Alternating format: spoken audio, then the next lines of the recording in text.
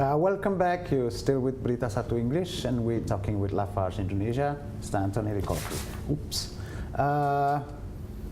Lafarge now, and Lafarge. How do you see Lafarge in 5 years from now, or maybe 10 years from now? In Indonesia? Yeah. Will be part of the growth of the country. Will have provide good solution to the. Will have been one of the player to help to follow the growth of the country. Are you eyeing other center of production in Indonesia? We are always open to other options. Today we are really focusing on the North Sumatra market, but we are always looking at other options. You're not trying to, like, for example, go further down than North Sumatra in terms of marketing, in terms of supply? It will depend of whether we have enough cement available. Right. When we talk about cement availability, when you say expansion in 5 years, you're currently producing at 1.6. Are you doubling it, or are you? What are you trying to do in terms of expansion? The first phase will go to 2.1 or 2.2 million ton in Aceh, and after we have other project in Medan to also grow to do some production in North Sumatra area. In North Sumatra, the area picked? Yeah. Okay. So you basically at the moment still very much focusing on the northern part of Sumatra. Yes. Okay. Talking about North Sumatra, for example, or even Aceh, where are the how you say the main points of sale? Is it still urban in the sense that the largest buyers are in urban areas? Because I'm seeing in the region there's just as much building going on. Is it more or less urban focused?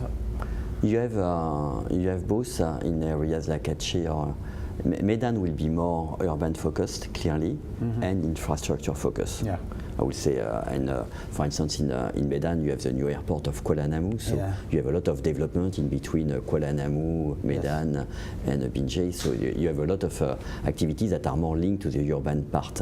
Yeah. In Aceh, you have the urban part in Banda Aceh in the city, but you have also a lot of big projects and infrastructure projects that can be in Takengon, in some more remote areas where you have also big projects.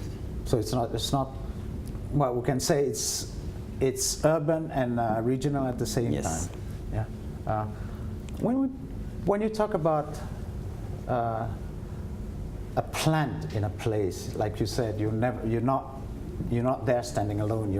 You're with your community.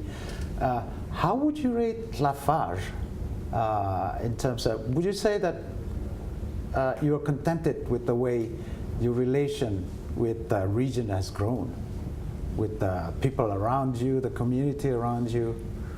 Is there something that you would say, look, we're doing this, and I think it's a good role model. It's a good model that can be applied elsewhere. Do you see something that makes differentiate Lafarge in dealings with communities, in dealings with people around them, around the plant? I would say you need to stay very humble compared to what we do with the communities. We are trying to help, but is it enough? Is it what we do the right things to do? It is always something that you need to question and to see and to have this close relationship with the communities. Can we do more? I'm sure we can do better. Sure. But, there's no satisfaction. So I will say it is need to stay always very humble. We are trying to do our best, but we are also trying every day to do better. Yeah. It's a never-ending game, like you say. Is there any feedback mechanism that you get from the community in sense like we have which program is working, which programs are not working too well? Yeah, we have a steering committee, we have an executive committee or commission that we are working with the local community. So on a very regular basis, we have these committees and we have their feedback, and we have our CSR team. We have 7 people that are fully dedicated to these 2 communities. So yes, we are getting feedback. So when you say these 7 people, they're doing the round and they're talking to people. Yes. and keeping the relationship and understanding, and having a role as well to provide support and to provide help on some projects. If you had one thing that would be one wish that would be granted regarding your operation in Aceh, what would it be? Bigger instant production, or?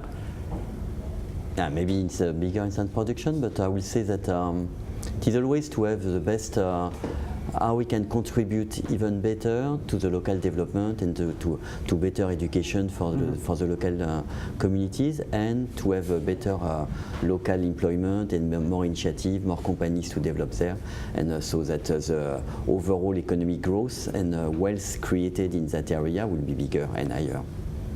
Thank you very much for sharing with us today. We were talking with Antoni Ricolfi, the CEO of Lafarge Indonesia. The talks were about Aceh, where they're based, and how they also relate to the communities around it. Thank you very much for watching us, and see you next time.